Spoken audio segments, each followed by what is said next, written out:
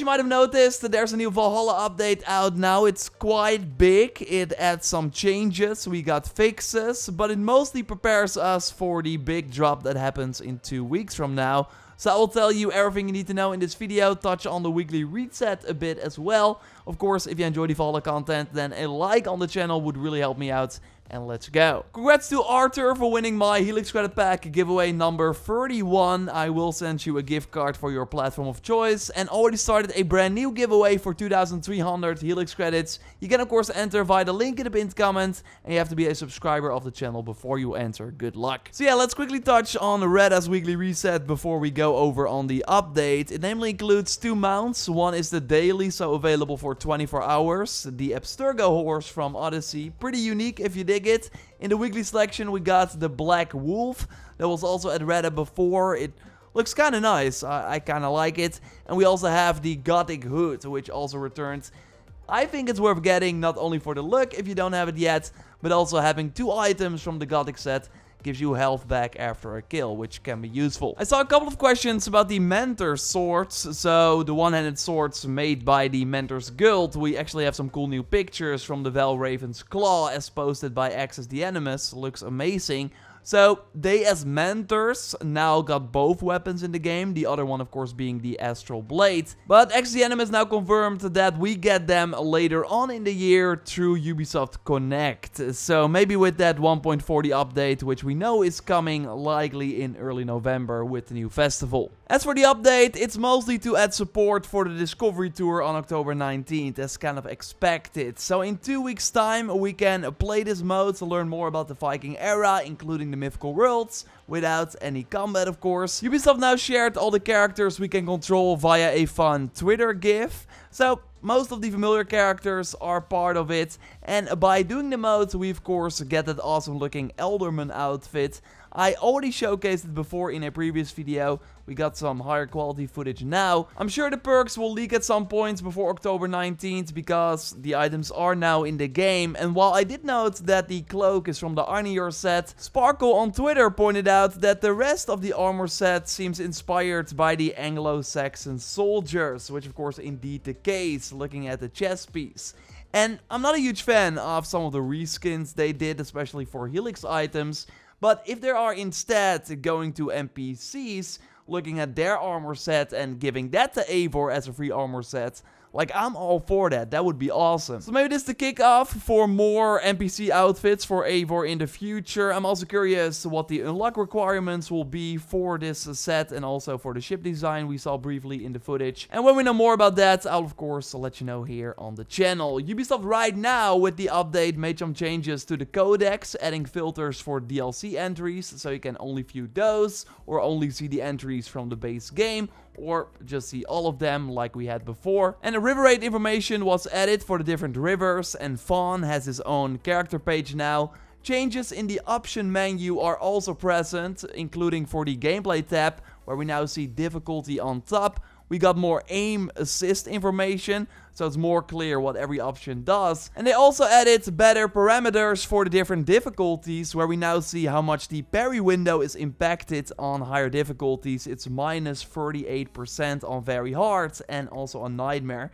And they also added information for each exploration difficulty, so you better know what has been impacted. And also worth noting, if you play on the Pathfinder difficulty, then territory opportunities will no longer be revealed when using Sunin, so you have to actually ride to the place yourself before they appear on the map. And maybe you remember an issue in the Siege of Paris DLC where you could buy the same tattoos twice. Well, Ubisoft fixed that now, so the inventory from the merchant will be empty if you already have the tattoos.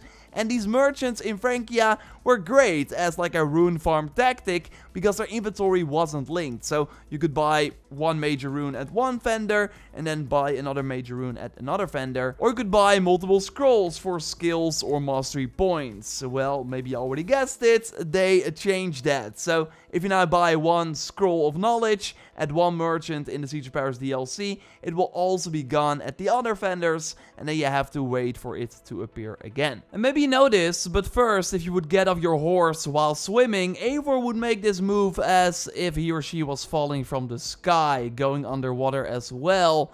It kind of looked weird, so well now, after installing the update, it looks more natural when you get off your horse on the water, so a nice fix for sure. We also got a fix for my favorite new ability, and if you watch the stream, you know which one it is. The spinning harpoon, of course. So before the update, if you would use it, it would sound like this.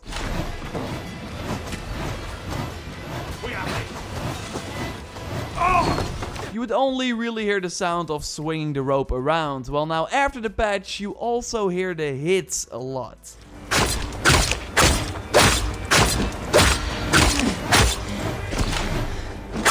So way more feedback, and maybe you already saw it there. At the end, you can now hit enemies with that final hit of the ability too when you're out of stamina. This was not the case before, as you see in this pre-footage, but now the swing and the final hit can both deal damage, which is kinda nice. We also got fixes for the river raid issues, for example, where Quinton, who reached out via the input@joraptor.com email address, just like you can, was stuck at 200 supplies even though he upgraded his cargo, should now be fixed. And for some people, the max foreign supplies was set to 1, which should also be fixed now. They made it so you can now select Nightmare when starting a new game, and something also interesting is that Ubisoft notes that the post-launch skill notes now have a proper impact on Eivor's stats. Basically meaning that the stats in the outer skill lines first did not really work. So if you have these unlocked, you should see some overall increases. Here, for example, with the Rainbow Joys, the Swarrior's Sword, we see 1 extra attack, but mostly the 5 extra stun and the 5 for crit chance is nice. You also lose 1 way, and the same increases are noticeable for the Gungnir, so it's likely the case for every weapon. We also got some main quest, world event, and side activity fixes. We'll of course leave a link to the full patch notes in the comments down below. And if you found any secret changes, that of course occur every time a new update appears, let me know via the comments under this video, or again by using that input@joraptor.com email address. Subscribe for maybe a secret changes video if there are any. And I'll of course keep you up to date as well as we get closer to the Discovery Tour and hopefully learn more about year 2 soon.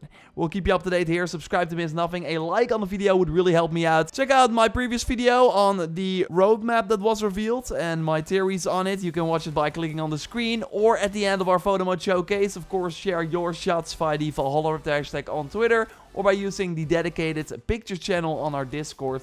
And you can join the Discord also via the link in the pinned comment. Okay, Joyce, come in. What about the photos? People send them, you select them? Yeah, I selected 3 of them, so let's get over them. First up is ubisoft over on Twitter, who took this stunning shot of Eivor while using the horn in the mountains. I think it's England or Norway, I can't really tell, but it makes quite the wallpaper. Moving on to another wallpaper style picture from Chad Parkhill, who perfectly timed the Siege of Paris here with the thunder in the background. Also one of the best quests in the DLC in my opinion, so go play it. And my favorite of these 3 is the one from Koala Burr, who created this action shot where Eivor just took care of an enemy in the mythical worlds, looking at the leaves. But what I found extra nice is it looks like the leaves are coming from the spear, like almost like a tornado. Oh yeah, for sure. I love the focus on the spear as well. And isn't it Luke's spear? Maybe it's that. Let us know in the comments down below. Of course, subscribe for more Valhalla content, and we'll speak to you soon. Goodbye. Goodbye.